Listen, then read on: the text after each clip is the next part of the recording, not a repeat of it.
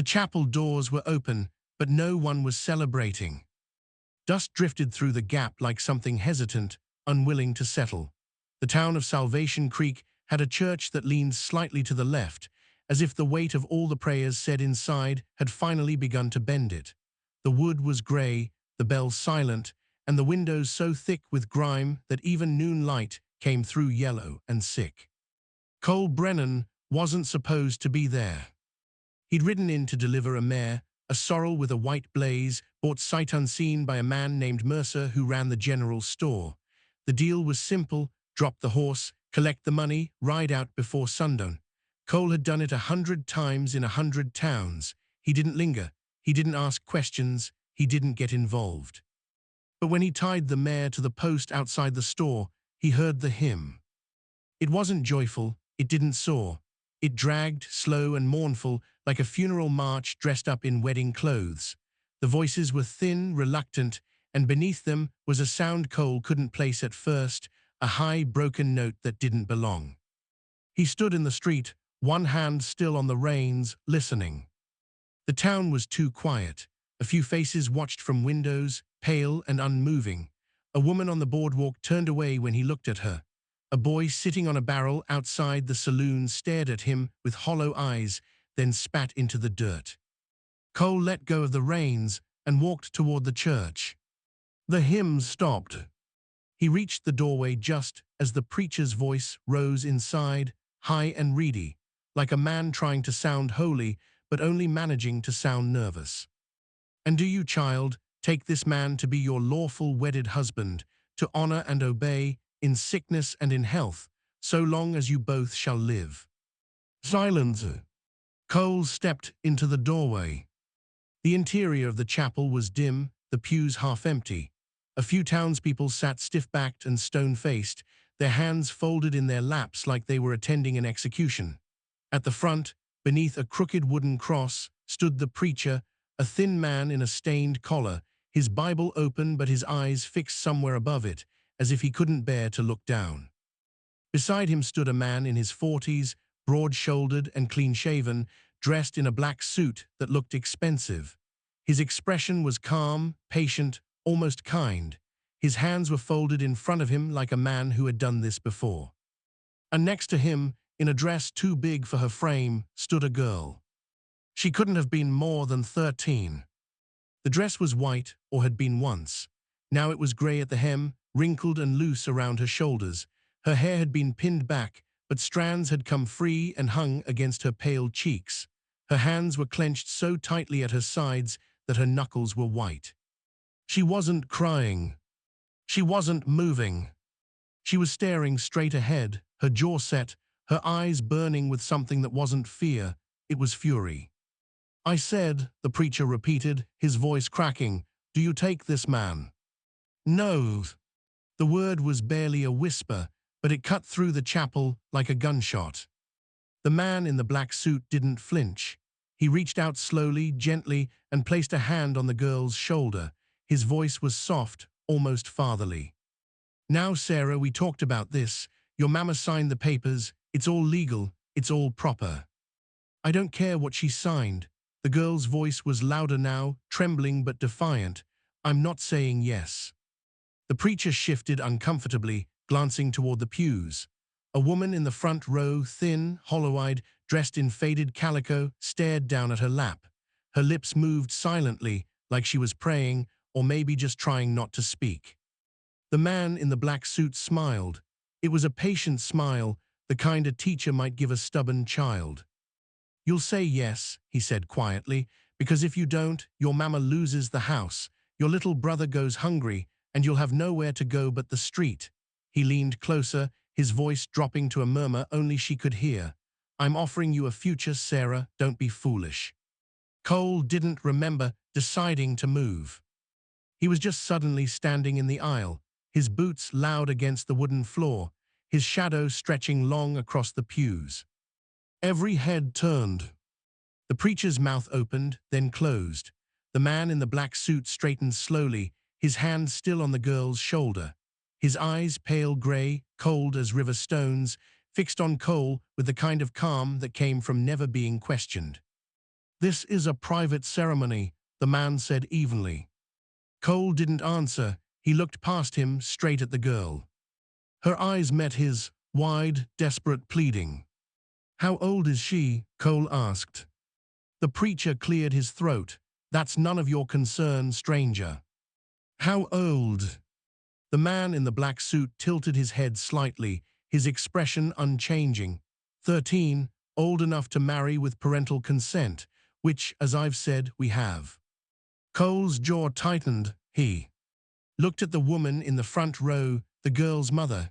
She still hadn't looked up. "And you're how old?" Cole asked the man. 42, the man's smile returned, thin and sharp. "Is there a point to this, or are you just looking to cause trouble?" Cole took another step forward. His hand didn't move toward his gun, but the threat was there, silent and unmistakable. "The point," Cole said quietly, "is that this isn't a wedding, it's a sale." The man's smile vanished. The preacher took a step back. The girl's eyes widened, and for the first time, something like hope flickered across her face. The man in the black suit turned fully toward Cole now, his voice dropping to something colder. "You don't know what you're walking into, stranger." "Maybe not," Cole said, "but I know what I'm looking at." The silence stretched. The townspeople in the pews didn't move, didn't breathe. The woman in the front row finally looked up, her face streaked with tears she hadn't let fall. And the girl, Sarah, took one small step away from the man in the black suit. The man in the black suit straightened his collar, his eyes never leaving Cole's face. "My name is Garrison Holt," he said, his voice smooth again, controlled. "I own half this town, the bank, the mill, most of the land between here and the river." He gestured toward the girl's mother. "Mrs. Ellis owes me $300. She can't pay, so we made an arrangement." "An arrangement," Cole repeated. "That's right, I marry the girl, the debt is forgiven, the family keeps their home, everyone benefits." Holt's smile returned, colder now. "It's business, legal business." Cole didn't move. "She's 13. And in 2 years she'll be 15. In 4, 17. Time passes, stranger, I'm a patient man." Holt clasped his hands behind his back, his tone reasonable, almost kind. "I'll provide for her, educate her, she'll want for nothing. It's a better life than she'd have otherwise." "Better than being a child." Holt's jaw tightened just slightly. "You're romanticizing poverty. You think it's noble. You think she's better off hungry, watching her mother lose everything, watching her little brother beg for scraps." He took a step closer, his voice hardening. "I'm offering her a future. What are you offering? A speech? Moral outrage?" He gestured toward the door. "You'll ride out of here tomorrow. I'll still be here, and so will she." Cole glanced at the girl. She was staring at him now, her small hands trembling, her eyes wide with something fragile and dangerous, hope that could shatter. "What's your name?" Cole asked her. "Sarah," she whispered. "Sarah, do you want to marry this man?" She opened her mouth, but no sound came out. Her eyes darted to her mother, then to Holt, then back to Cole. Fear warred with defiance on her face. "Don't answer that," Holt said sharply. He turned to Cole. "You have no right to put words in her mouth. I'm asking her to use her own. She's a child, she doesn't understand." "I understand plenty." Sarah's voice cut through, louder now, shaking but clear. "I understand you bought me like I'm cattle. I understand Mama was so scared she signed me away. I understand nobody in this whole town was going to stop it." Her mother let out a choked sob, covering her face with her hands. Holt's expression darkened. "Sarah." "I'm just a child," she said, her voice breaking, "not a bride." The words hung in the air, raw and final. Holt's face went very still, then he turned to the preacher. "Continue the ceremony." The preacher hesitated, his eyes darting to Cole, then back to Holt. Mr. Holt, perhaps we should continue the ceremony." The preacher swallowed hard and opened his Bible with shaking hands. Cole moved before he could speak. 3 long strides brought him to the front of the chapel. He stood between Sarah and Holt, his back to the girl, his eyes locked on the man in the black suit. "She said no," Cole said quietly. Holt's expression didn't change, but something shifted behind his eyes, something cold and calculating. You're making a mistake. Won't be my first. I can have you arrested, trespassing, disrupting a legal proceeding. Go ahead. Holt studied him for a long moment, then let out a slow breath. When he spoke again, his voice was softer, more dangerous. You don't know who you're dealing with, stranger. I'm not some drifter you can face down and forget. I have men, I have influence, I have the law. He leaned in slightly, his voice dropping to a murmur. And I have time. You can stop this today, but you can't stay here forever, and when you leave. He didn't finish the sentence. He didn't need to. Cole held his gaze. Maybe I won't leave. A flicker of surprise crossed Holt's face, quickly masked. Then he smiled, thin, humorless. Everyone leaves, stranger. That's the nature of men like you. Before Cole could respond, the door at the back of the chapel creaked open. Boots scraped against the floor. 2 men step. Inside, both wearing deputy stars, both carrying rifles. Holt didn't turn around. Right on time. The taller deputy, a man with a thick mustache and a face like weathered leather, cleared his throat. Mr. Holt, we heard there was a disturbance. There is, Holt said calmly. This man is interfering with a private ceremony. I'd like him removed. The deputy's eyes shifted to Cole, assessing. That true? Cole didn't take his eyes off Holt. Depends on your definition of ceremony. The deputy frowned. You got a name, stranger. Cole Brennan. Well, Mr. Brennan, I'm going to have to ask you to step outside. And if I don't? The deputy's hand moved to his rifle. Then I'll make you. Sarah's voice, small and desperate, broke the silence. Please don't hurt him. He didn't do anything wrong. The deputy glanced at her, and for just a moment, something flickered in his expression, discomfort, maybe even shame. But it passed quickly, buried beneath duty or fear or resignation. Step outside, Mr. Brennan, he said again. Cole looked down at Sarah. She was staring up at him, her eyes brimming with tears she refused to let fall. Her lips moved silently, shaping words she couldn't say aloud. Thank you. He turned back to Holt. This isn't over. Holt's smile widened. Oh, I think it is. Cole held his gaze for one more breath, then turned and walked down the aisle. The deputies followed, their rifles trained on his back. Behind him, the preacher's voice began again, shaky and hollow. Dearly beloved. The chapel doors swung shut. Outside, the sun was too bright, the air too still. Cole stood on the church steps, his hands loose at his sides, his jaw clenched so tightly it ached. The deputies flanked him, waiting. You best ride on out of town, Mr. Brennan, the taller one said quietly, before this gets worse. Cole didn't answer. He stared at the dusty street, at the faces watching from windows, at the sorrel mare still tied outside the general store. Inside the chapel, the hymn began again. And beneath it, barely audible, a girl's voice, small and broken, whispered the word that would haunt him if he rode away. No. Cole didn't leave town. He walked back to the general store, untied the sorrel mare, and led her to the livery stable at the end of the street.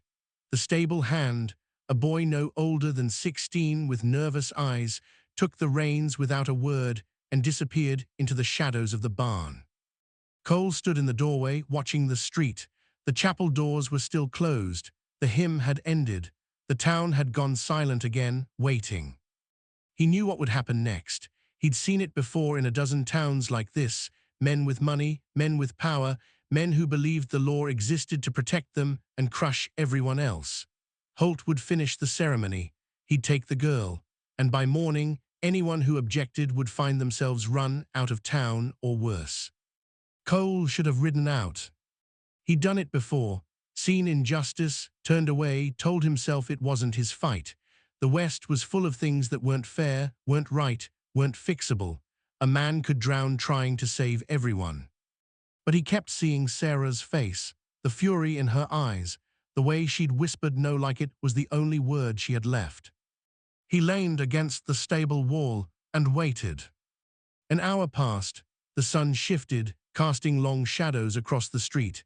A few townspeople emerged from the chapel, the witnesses, their faces carefully blank. They walked quickly, heads down, avoiding eye contact. Then the doors opened again. Garrison Holt emerged first, his black suit immaculate, his expression serene. He turned and offered his hand. Sarah stepped out beside him. She was still wearing the white dress. Her face was pale, empty. She didn't look at Holt. She didn't look at anything. She moved like someone walking through a dream or a nightmare, too numb to feel her own feet. Her mother followed, her eyes red, her hands clutching a handkerchief. A small boy, no older than 7, clung to her skirt, staring up at Sarah with wide, confused eyes. Holt placed a hand on Sarah's back, guiding her toward a carriage waiting at the end of the street. She didn't resist. She didn't speak. Cole pushed off the wall and started walking. He crossed the street slowly, his boots loud in the silence. He didn't reach for his gun. He didn't call out. He just walked, steady and deliberate, until he was standing between the carriage and Holt. Holt stopped. His eyes narrowed, but his expression remained calm. "Mr. Brennan," he said pleasantly, "I thought we'd settled this." "We didn't settle anything." Holt sighed like a man dealing with a stubborn child. "The ceremony is complete. Sarah is my wife, legally and before God." He gestured toward the chapel. "The preacher will confirm it. The witnesses will confirm it. There's nothing more to discuss." Cole looked at Sarah. She was staring at the ground, her hands clenched into fists inside the too long sleeves of her dress. "Sarah," Cole said quietly, "look at me." She didn't move. "Sarah." Slowly, reluctantly, she lifted her eyes. They were hollow now, the fire gone. "Did you say yes?" Cole asked. She opened her mouth, but no sound came out. Tears welled in her eyes, spilled over, traced lines down her pale cheeks. "She said what she needed to say," Holt said firmly. He stepped closer, his voice hardening. "And now you need to walk away." "Or what?" Holt didn't answer. He didn't need to. The sound of hoofbeats echoed down the street, slow, heavy, deliberate. Cole turned. 4 riders approached from the far end of town. They wore no badges, no uniforms, but the rifles across their saddles said everything that needed saying. They reined in 20 feet away, forming a loose line across the street. The lead rider, a man with a scar running from his temple to his jaw, tipped his hat toward Holt. "Everything all right, Mr. Holt?" Holt smiled. "Just a misunderstanding, Carson. Mr. Brennan here was just leaving." Carson's eyes shifted to Cole, cold and assessing. "That true?" Cole didn't answer. Carson spat into the dirt. "Didn't think so." The other riders spread out slightly, their hands resting casually on their rifles. The townspeople still on the street melted away, disappearing into doorways and alleys. Even the stable hand vanished into the shadows. Sarah's mother let out a small, choked sound. She pulled her son closer, her face pale with terror. "Mama, please," Sarah whispered, her voice barely audible. "Don't let him." "Hush," her mother said, her voice breaking. "Just hush, baby." Holt's hand tightened on Sarah's shoulder. "Get in the carriage, Sarah." She didn't move. "No." Sarah looked at Cole one last time. Her lips trembled. Then, slowly, she turned and climbed into the carriage. Holt followed, settling onto the seat beside her. He looked down at Cole, his expression calm, almost pitying. "You're a fool, Mr. Brennan, but I'll give you credit, you're a persistent fool." He leaned forward slightly. "Here's some advice. Ride out, forget this, forget her, because if you don't," he glanced at Carson and his men, "well, accidents happen." The carriage driver snapped the reins, and the horses lurched forward. Cole watched them go, his fists clenched, his jaw tight.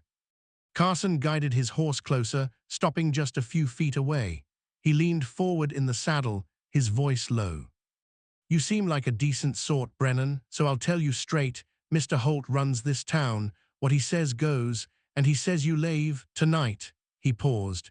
"If you're still here come morning, we'll find you, and it won't be pleasant. Cole met his gaze. That a threat? A warning? Carson straightened. Your choice what you do with it. He wheeled his horse around, and the others followed.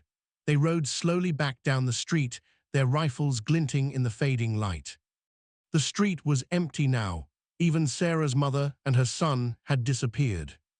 Cole stood alone, watching the dust settle, listening to the distant rattle of the carriage wheels. He thought about the sorrel mare in the stable, thought about the 100 other towns he'd ridden through, the 100 other fights he'd walked away from.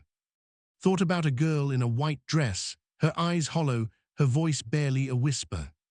No. Cole turned and walked back toward the livery stable. He wasn't leaving. The stable was dark, smelling of hay and horse sweat. Cole found the sorrel mare in a stall near the back, already brushed down and fed. The stable hand was nowhere to be seen. Cole leaned against the stall door, his mind working. He didn't have a plan, not yet, but he knew a few things. Holt had men, money, and the law on his side. He had the town cowed into silence, but men like Holt, men who built empires on fear, they always had weak points, something they cared about more than power, something they'd risk everything to protect. Cole just had to find it. A sound behind him made him turn. A figure stood in the stable doorway, backlit by the last of the daylight. Small, hesitant. Sarah's mother stepped inside, clutching her shawl tight around her shoulders. Her face was gaunt, her eyes red-rimmed. She looked like she hadn't slept in weeks. "You shouldn't have interfered," she said quietly. Cole didn't answer. She moved closer, her steps slow and uncertain. "You don't understand, Holt. He owns everything, the house we live in, the land it sits on. When my husband died, we had nothing, no money, no prospects, just debt." Her voice cracked. $300, I couldn't pay it. I tried everything, sold everything we had, it wasn't enough. "So you sold your daughter instead." The words were harsh, but Cole didn't soften them. She flinched like he'd struck her, tears spilling down her cheeks. "What else could I do?" she whispered. "Let her starve, let my son grow up begging in the streets. At least this way Sarah will be taken care of," Holt promised. Holt's promises don't mean a damn thing. "Maybe not. To you, but to me they're all I have." She wiped her eyes roughly. "I know what you think of me, I know what Sarah thinks of me, but I'm trying to keep us alive. That's all I've ever tried to do." Cole studied her, this woman broken by grief and desperation, trying to justify the unjustifiable. He'd seen it before. Good people forced into impossible choices, making the best of bad options. But that didn't make it right. "Where's Holt taking her?" he asked. She hesitated. "His ranch, 10 miles north up in the hills." "How many men does he have?" "I don't know, 6, maybe 8, she shook her head. "It doesn't matter, you can't go up there, they'll kill you." "Maybe." "And if they do, what will Sarah have gained? Another dead man on her conscience?" Her voice rose, desperate. "Just leave, Mr. Brennan, please, you tried. You did more than anyone else in this town, but it's done now." "It's not done." "Yes, it is." She stepped closer, her hands shaking. "I signed the papers. The preacher married them. It's legal, it's over." Cole met her eyes. Did she say yes?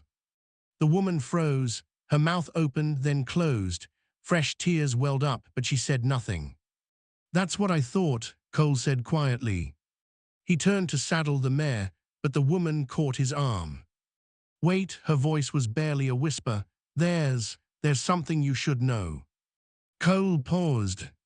She swallowed hard. "Holt, he's done this before, not here, in another town years ago, before he came to Salvation Creek." She glanced toward the door as if afraid someone might hear.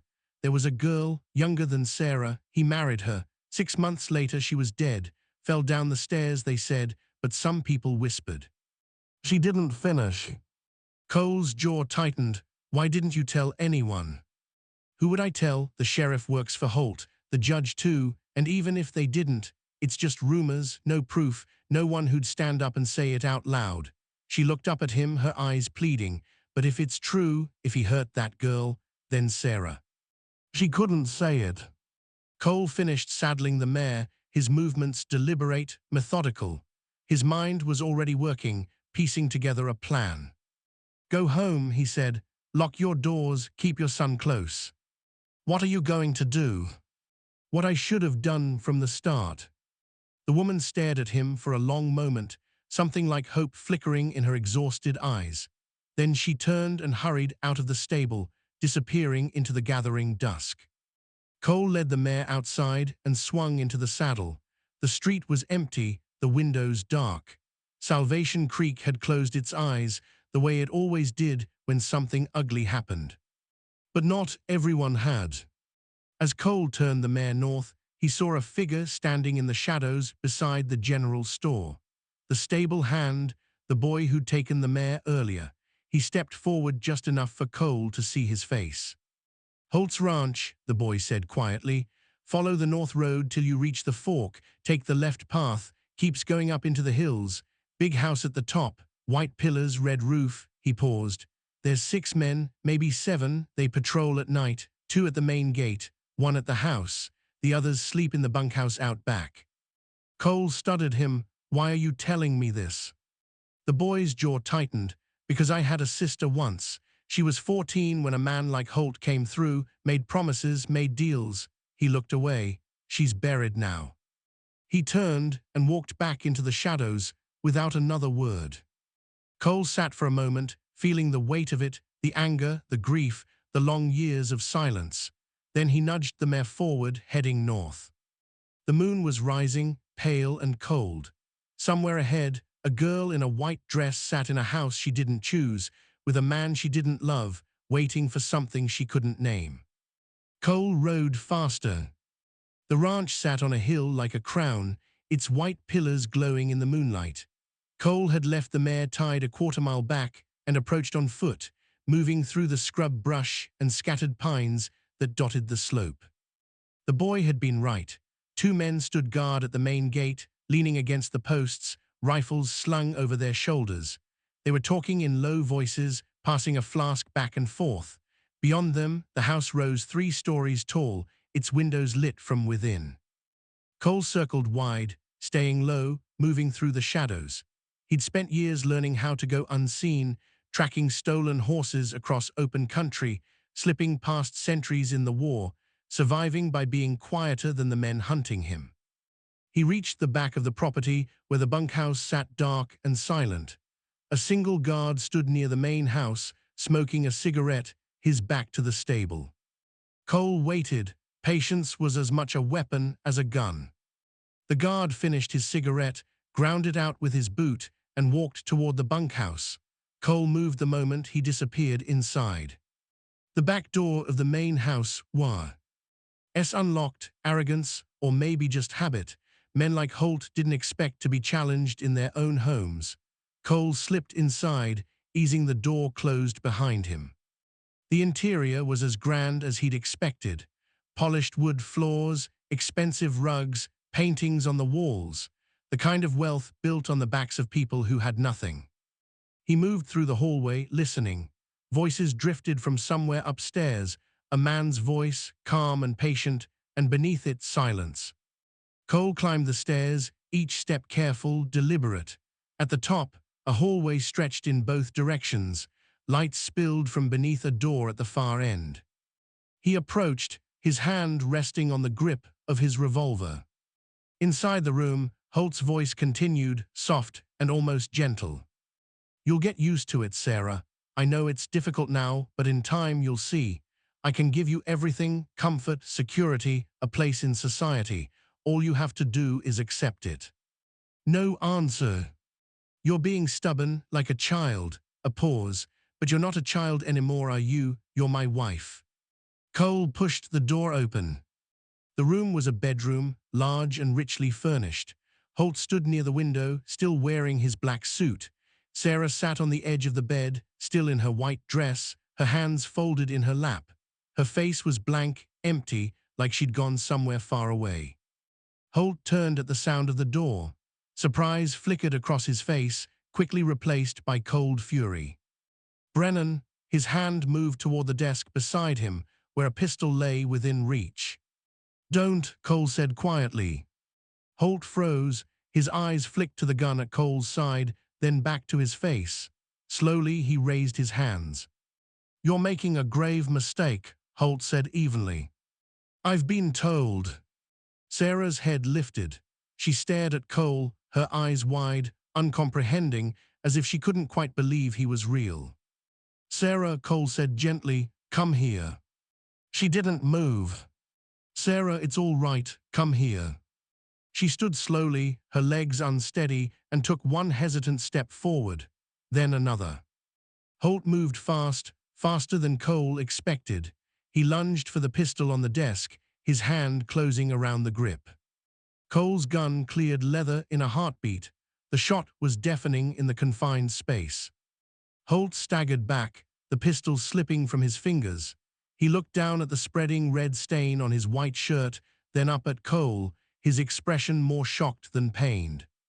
You can't." He reached for the desk, trying to steady himself, but his legs gave out.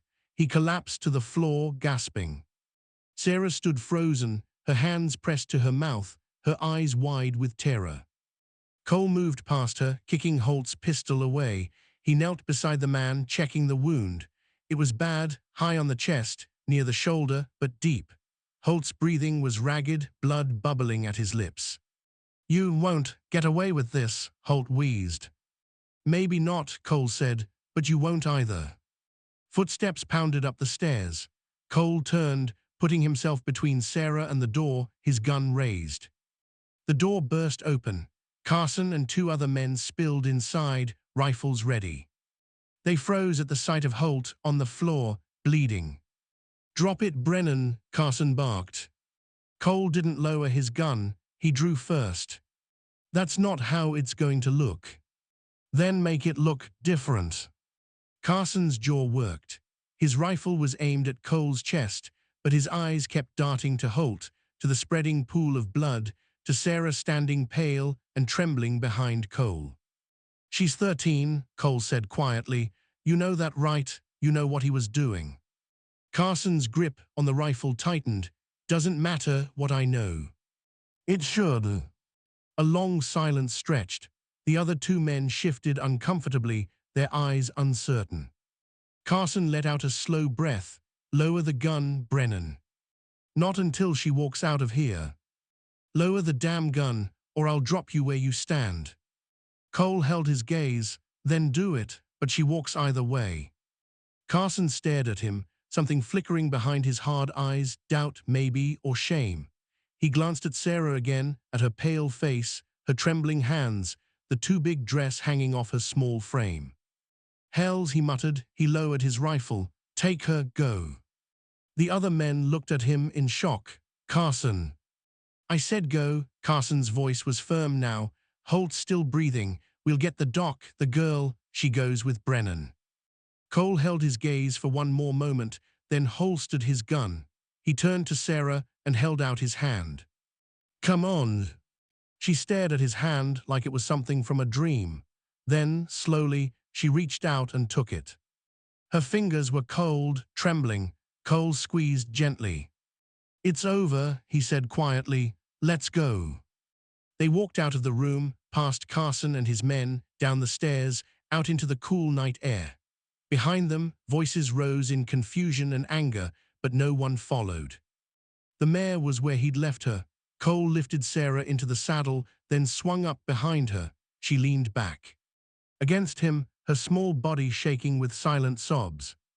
"Where are we going?" she whispered. "Anywhere but here." They rode through the night, down from the hills, past Salvation Creek sleeping in the darkness, out into the open country where the stars burned cold and bright. By dawn, they'd reached the next town, a place called Silver Ridge. Cole found the sheriff, an older man with kind eyes and a reputation for fairness. He told him everything: the marriage, Holt, the shot. The sheriff listened, his expression growing darker with each word. When Cole finished, he leaned back in his chair and let out a long breath. "Holt's been suspected of a lot over the years. Nothing anyone could prove, but if what you're saying is true," he looked at Sarah, who sat small and quiet in the corner, "the marriage can be annulled. She's a minor. Coercion, duress. No judge worth his gavel would uphold it. And hold. The sheriff's jaw tightened. If he survives, he'll answer for it. If he doesn't, well, some men dig their own grave. Cole nodded slowly. The sheriff stood. I'll send word to Salvation Creek. Make sure the girl's mother and brother are safe. As for you, he studied Cole, you might want to move on, just in case Holt's men come looking. I figured. Cole turned to Sarah. She looked up at him, her eyes still red, but something else had crept in, something fragile and new. What will you do? She asked. Keep riding, same as always. Can I? She hesitated. Can I come with you? Cole knelt down so he was level with her. You need to go home, Sarah. Be with your mama and your brother. Be a kid for a while longer. I don't know if I can be a kid anymore. You can try, he managed a small smile. And when you're older, when you're ready, you get to choose your own path. No one else, just you. Tears welled in her eyes, but she nodded. Cole stood, he looked at the sheriff. You'll make sure she's safe. On my honors. Cole tipped his hat to Sarah one last time, then walked out into the morning light. He found the sorrel mare, climbed into the saddle, and rode west. 3 years later, a letter found Cole in a town called Red Bluff. The handwriting was careful, almost childlike, but the words were strong. Dear Mr. Brennan, I wanted you to know that I'm all right. Mama and Thomas are all right too. We moved to Silver Ridge after everything happened. The sheriff helped us. He's a good man. Mr. Holt died 2 weeks after you shot him. Infection, the doctor said. His men scattered. Some of them even apologized to Mama. I'm 16 now. I work at the schoolhouse, helping the teacher. I'm learning to read better. I think maybe one day I'll be a teacher myself. I wanted to say thank you. I know you probably don't think about it anymore, but I think about it every day. You saved my life. You gave me a choice. I hope you're well, wherever you are. Sarah Ellis. Cole read the letter 3 times, standing in the dusty street while the world moved around him. Then he folded it carefully and tucked it into his shirt pocket. He swung into the saddle and turned the mare south. Somewhere out there, a girl who'd been 13 was learning to be herself, choosing her own path, growing into whoever she was meant to be. And for once, Cole allowed himself to believe that maybe, just maybe, he'd done something that mattered. The wind picked up, carrying the scent of rain. Cole nudged the mare forward and rode on into the wide and waiting west.